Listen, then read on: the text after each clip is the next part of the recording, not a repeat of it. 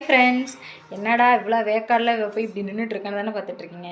சமையல் கட்டில் தாங்க இருக்கேன். என்னன்னா நீ கொஞ்சம் வேலை சமையல் கட்டில் என்ன வேலைன்னா, நான் கூழ் மாதிரி சாப்பிட்டுட்டு இருந்தேன் இல்லைங்க, அது வந்து பவுடர் தீந்துருச்சு. அப்புறம் சரி அப்படின்னு சொல்லிட்டு வீட்டில் செய்யலாம் அப்படின்னு சொல்லிட்டு வாங்கிட்டு வந்து வச்சுருந்து செய்யலை. இன்றைக்கி தான் செஞ்சேன். அதாவது வறுத்து வச்சுருக்கேன். ஈவினிங் தான் அரைக்கணும். என்னென்னா இங்கே பாருங்கள், கொள்ளு, சிவப்பு கவுனி அரிசி, வந்துட்டு பார்லி, பாசிப்பருப்பு, மிளகு, சீரகம், இது எல்லாமே வந்து இயற்கையான பொருள் தான்.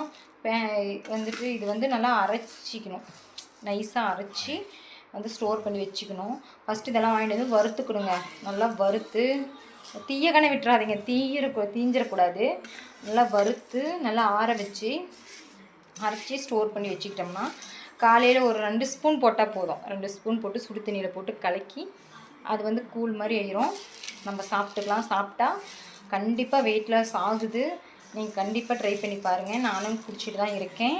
ஃபஸ்ட்டு எடுத்தோடனே நம்மளுக்கு தெரியாது. 1 மந்த்தாவது நம்ம வந்து விடாமல் செஞ்சுக்கிட்டு தான் இருக்கணும். அதனால் ஃபஸ்ட்டு ஸ்டார்டிங்கில் கம்மியாக வாங்கிட்டு வந்து தான் செஞ்சேன். இப்போ தான் கொஞ்சம் அதிகமாக வாங்கிட்டு வந்திருக்கேன். சரி செய்யலாம், 1 மந்த்துக்காக வேணும் அப்படின்னு சொல்லிட்டு. சரி வேணும்னா வண்டு பிடிச்சிரும் அப்படின்னு சொல்லிட்டு இவ்வளோ கம்மியாக வாங்கிட்டு வந்துட்டேன். உங்களுக்கு இது வந்து யூஸ்ஃபுல்லாக இருக்கும் அப்படின்னா, நீங்கள் வெயிட் லாஸ் பண்ணணுன்னா கண்டிப்பாக இதை பண்ணுங்கள். வெயிட் லாஸ் ஆகுது.